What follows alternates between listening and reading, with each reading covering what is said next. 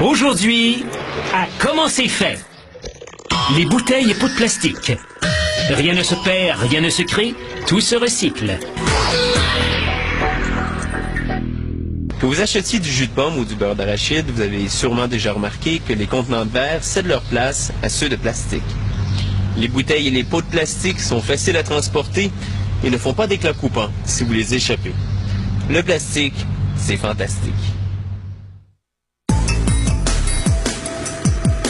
Plusieurs bouteilles et pots de plastique sont fabriqués à partir de polyéthylène terephthalate ou PET.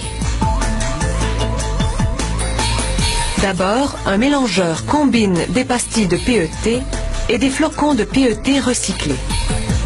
Mais comme le plastique réusiné perd de ses propriétés physiques, le produit final ne doit pas contenir plus de 10% de matière recyclée.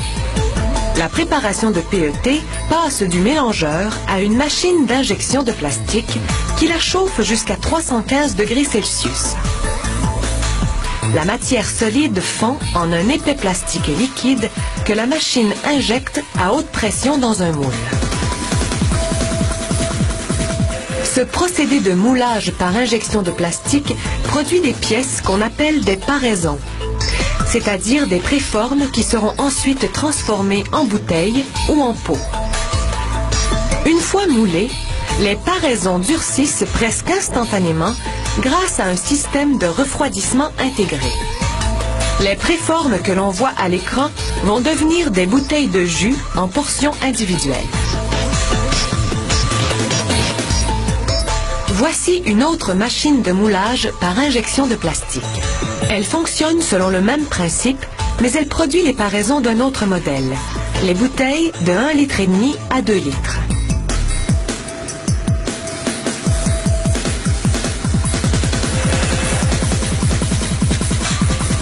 Les paraisons sont ensuite dirigées vers une machine d'extrusion-soufflage. En quelques secondes, cette machine chauffe les paraisons, juste assez pour rendre le plastique malléable. Puis, elle y insère une tige afin d'étirer chaque paraison en longueur, tout en y soufflant de l'air chaud à très haute pression. Ainsi, on obtient un moule en forme de bouteille. De l'eau froide circule à l'intérieur du moule pour refroidir et faire durcir le plastique presque instantanément. Cette machine ultra rapide sort 10 600 bouteilles à l'heure. Pas étonnant qu'il ait fallu vous la montrer au ralenti.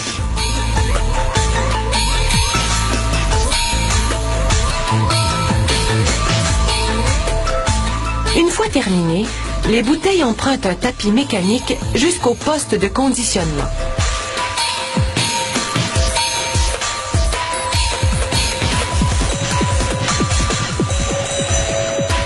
Avant de passer à l'extrusion-soufflage, les paraisons de certains modèles doivent être enfournées.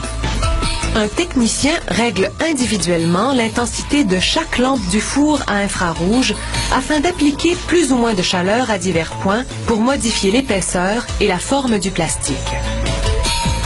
À la sortie du four, les paraisons sont traitées par la machine d'extrusion-soufflage qui en fait des pots d'arachide.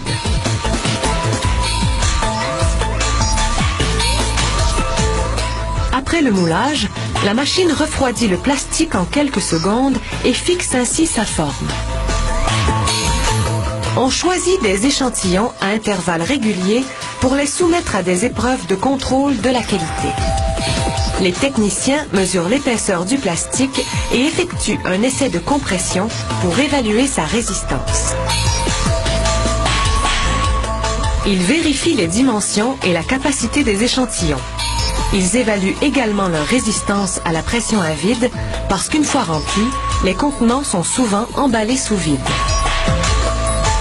Certains modèles doivent être assez robustes pour supporter la pression de leur contenu, comme des boissons gazeuses. Les matières recyclées qui servent à fabriquer ces modèles ne proviennent pas des contenants de plastique usagés. Pour des raisons sanitaires, on réutilise seulement les résidus de plastique neuf qui subsistent après la fabrication. Bien sûr, les produits qui émergent de l'usine sont entièrement recyclables.